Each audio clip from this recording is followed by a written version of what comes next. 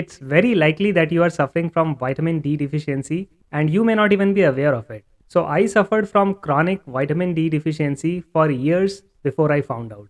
Most doctors don't check for vitamin D deficiency when you get your annual health checkup, which is a big problem in my opinion. Now, historically, vitamin D deficiency has been correlated with bone loss. For the longest time, it was assumed that the main purpose of vitamin D was to improve your body's absorption of calcium. But the latest medical research shows that chronic vitamin D deficiency can have serious consequences, and this includes increased risk of hypertension, multiple sclerosis, type 1 diabetes, colon cancer, prostate cancer in men, and breast cancer in women.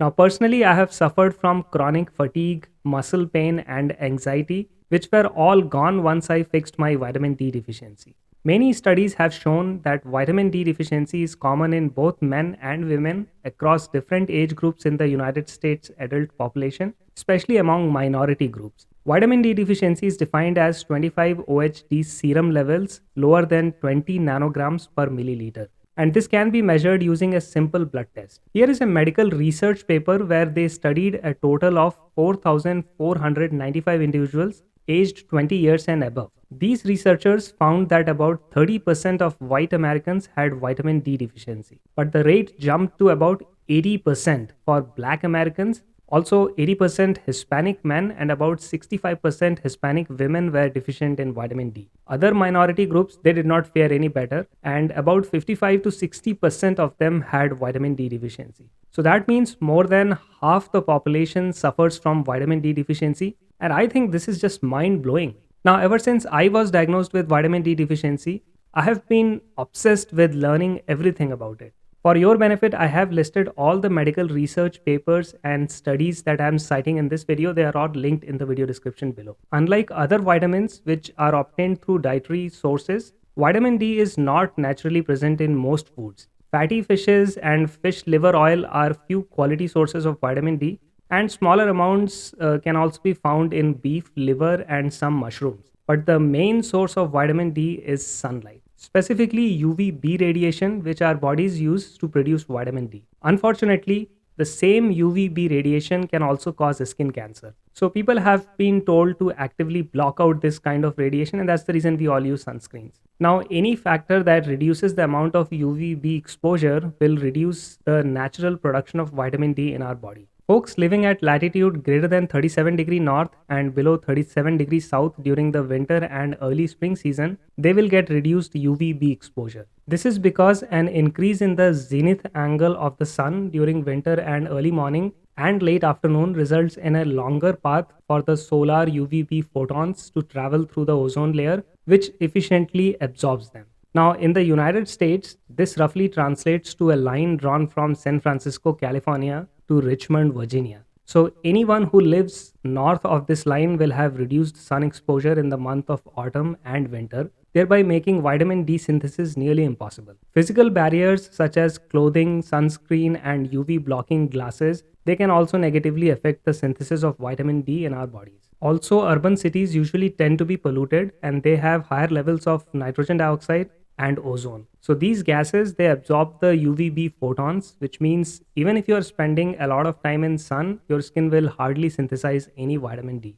And this explains why folks living in cities tend to have higher vitamin D deficiency compared to folks who live in rural areas. But the bad news does not end here, guys.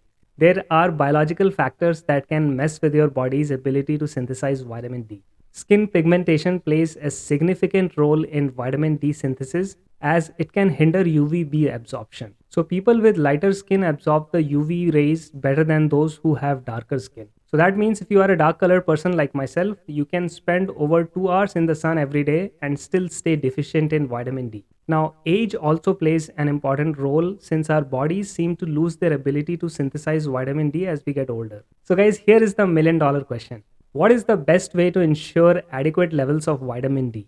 Now, good diet will help, and so does the exposure to sunlight. But based on the new medical research, it's imperative that everyone takes vitamin D3 supplements. By the way, guys, if you are getting value out of this content, Please consider subscribing to this channel so that you can continue watching great videos just like this one. Now, personally, I take 5000 IUs of vitamin D3 supplement daily, and my vitamin D levels are around 50 nanograms per milliliter. Now, ironically, both FDA and NIH recommend that healthy individuals should take only 600 IUs of vitamin D daily, and they should never exceed more than 4000 IUs of vitamin D. So that's a ridiculously low number, and it would explain why half the population in the United States is deficient in vitamin D. Now, the problem with recommended dietary allowance for vitamin D3 is that these low values were established a long time back when vitamin D was thought to be only useful for calcium absorption. So, most of the studies were done on children suffering from rickets. But the current research shows that vitamin D plays a crucial role not just in bone health,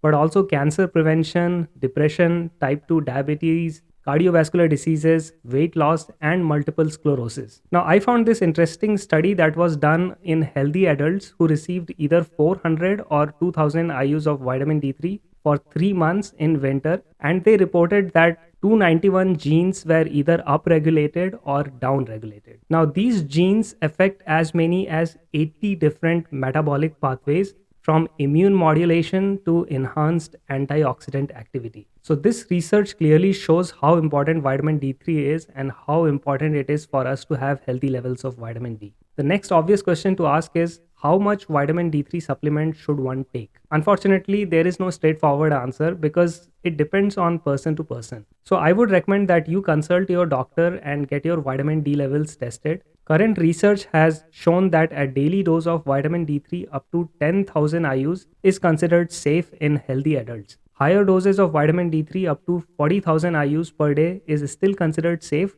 provided that the vitamin D levels in your blood does not exceed 200 nanograms per milliliter. Now, I found this interesting medical report on an infant child who accidentally received 12,000 IUs of vitamin D3 daily for 20 days. This infant's vitamin D level reached 425 nanogram per milliliter, but there were no signs of intoxication. Once the daily vitamin 3 dose was stopped, this infant's vitamin D3 levels dropped to under 100 nanograms per milliliter within 2 months, and the child suffered no side effects. So here is my advice, guys. If you are experiencing fatigue, muscle weakness, muscle aches, and abrupt mood changes, including depression, get your vitamin D levels tested. It's a simple blood test and it will tell you if you have vitamin D deficiency. And if you are deficient, take 5000 IUs of vitamin D3 supplement. You can find them in your local Walmart, CVS, Walgreen, or Costco, or you can order them from Amazon. I have put some links in the video description below and you guys can check it out. Now, if you guys are wondering how long should you take the vitamin D3 supplements, watch this video over here where I talk about the effects of taking vitamin D3 supplements daily. So in this video, I share how my body reacted when I went from 0 to 5000 IUs of vitamin D3 supplement, and subsequently what happened when I dropped my dosage from 5000 IUs to 2000 IUs. It's a pretty interesting story, so I do recommend that you guys check out that video.